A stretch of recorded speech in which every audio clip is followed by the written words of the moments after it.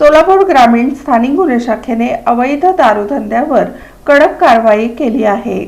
सोलापूर ग्रामीण जिल्ह्यामध्ये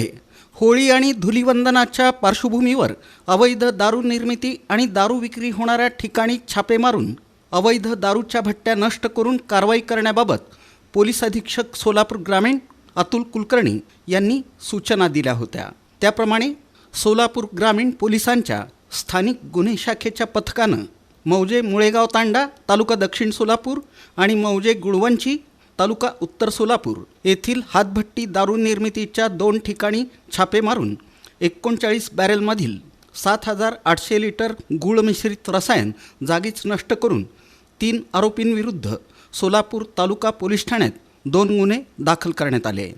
तसंच कामठी पोलीस ठाण्याच्या हद्दीत एकूण 2 केसेस करून 53 लिटर हातभट्टी दारू, 25 लिटर शिंदी, त्याचबरोबर सांगोला तालुक्यातील मौजे जवळा इथं 3 केसेस करून 141 देशी दारूच्या बाटल्या आणि 5 लिटर हातभट्टी दारू जप्त करून कारवाई करण्यात आली।